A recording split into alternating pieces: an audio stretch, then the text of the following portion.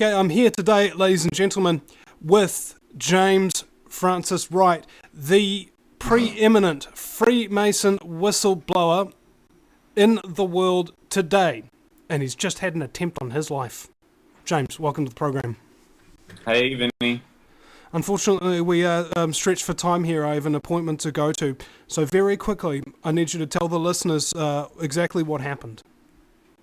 All right, well, I suppose it's safe to say at this point, I've been hiding out the last month in San Diego.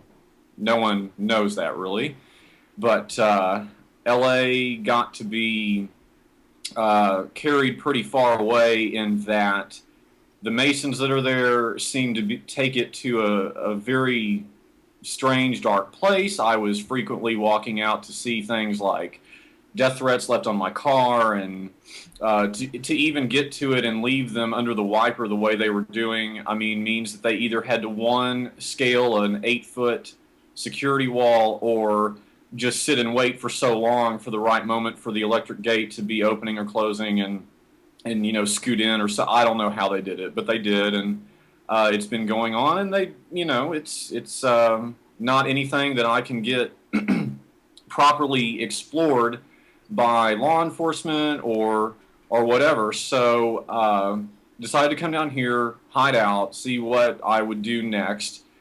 This morning I had to drive into LA because I had both a personal and a business appointment, and the business appointment was messed up, so the timing was bad, and didn't end up getting to keep that, so I left.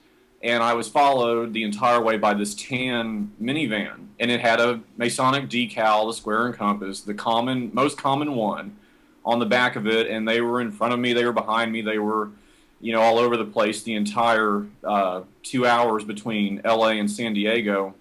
And so right as I was coming into North San Diego on the I-5 freeway, it went past me, and I didn't realize what was going on as it was happening, but all I knew is that next thing I knew was the car had this very violent shake. I mean, this like I crashed into a wall or something. I mean, it shook very violently, so violently that the dashboard actually kind of went up and down in the car. I mean, it was intense, and I looked in the rearview mirror, and pieces of tire were going all up in the air, and some sort of object, I'm not sure what it was because there's no pieces missing from the car, launched up and all this stuff, and the engine raced and revved, and I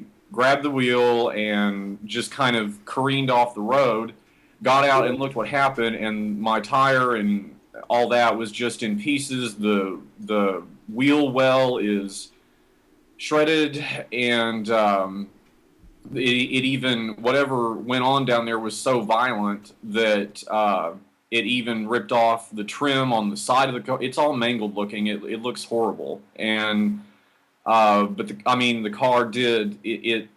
It's a good car. It didn't lose control. It just, careened to a stop in the brush on the side of the 5, and this big scene ensued. This Marine was there. He saw everything that happened. He came running up, and he was a really big help. I'm really grateful to him. And at first we just thought, we're dealing with like a blown out tire or whatever. So then he was there with me. We got the tire, the rim, all that off, and come to find out, there's a bullet in there, and so it had actually been shot out. I did not hear. I had the roof open and the driver window down when it happened.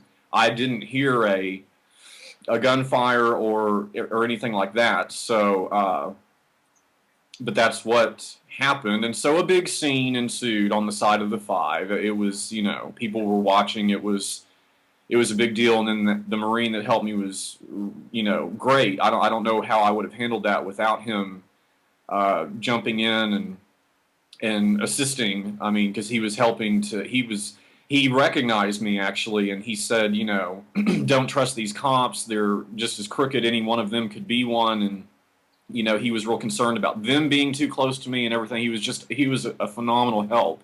So I'm really grateful, and I don't know. I guess I'm just kind of still in a state of shock. I don't know quite how to feel about this. I mean, it's typical. It doesn't surprise me. I mean, they've tried this before, and I've always said they're going to try and do something in the car, and then blame it on whatever. But yeah, You said there was a gun that came out of the van, and you also said it was as though your car exploded from underneath as well. yeah, that's what it seemed like. But I didn't hear the gun fire. I mean, the van it could not have been more conspicuous. I mean, it was comically obvious that there was this car that was following me. It had a Mason decal. I mean, they weren't trying to hide about it or to, I mean, I would think if you're following somebody, you're going to try and stay 2, 3, 4 cars behind them or whatever. And then, yeah, the windows were tinted dark. They pulled up, the window came down. I saw what was going on, but I didn't hear that sound, so I didn't Maybe equate. maybe they had a silencer. Maybe, I guess. I don't know. I mean, that's what logic would say, yeah, because it didn't. There was no. Now there was that explosive, but that was something that came from under the car. That was Maybe they were pointing out a device, a transmitter or something of that nature. Like a remote control, just outside the window, bang, boom. right, yeah. Well, they just did that to Hastings on Melrose, right down the street from my apartment in Los Angeles. So, I mean, it does go on, yeah. That was blatantly obvious. He didn't. Guess what? I drove by that palm tree today on my way to the apartment, and there's no scuff marks, nothing, no dents, nothing. He didn't hit that tree. He came to a rest at that tree. His car was firebombed. So, Okay. yeah, there's serious hardcore people there. I think I must have underestimated the type of people that live and work in L.A. But it's whatever. So I'm getting ready to fly out of here, and I have a book tour to go do, and I'm probably going back east somewhere. I haven't really decided yet, so I'll figure that out as I go. But yeah, it almost would seem like there was some kind of explosion of sorts to whatever occurred beneath the car, because I mean it is still drivable. I use that term loosely, but what went on down there, it looks mangled and So really, there's no bullet hole? yeah, there's that. Yeah. So there is a bullet hole. Hmm. Yeah, it was struck. Yeah. Okay. All right. Well, I wish I had more time to give you right at this particular second, because I can see that you're really hurting right now, and this whole thing has really shell shocked you, man. And if you are available tomorrow to come on the show, I'll definitely bring you on for 2 hours. I'll keep that slot open for you, and even if another guest shows up, I'll kick them off. Now, incidentally, guess coincidentally what time this call started, New Zealand local time. Oh God, what, 3:33? Exactly. You can't make this shit up.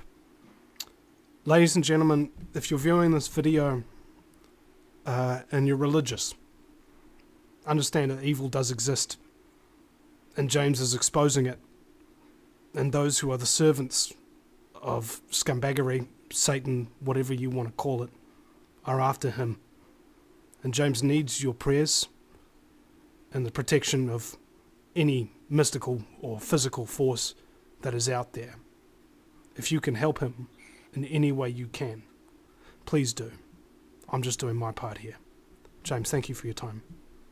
Thank you, Vinny, and I just want to say again that I think that kind of already manifested itself, because again, if not for that Marine, and he was from Texas too, and and he follows the alternative media, so he recognized me and all that. It couldn't have really happened better, I guess, considering the situation.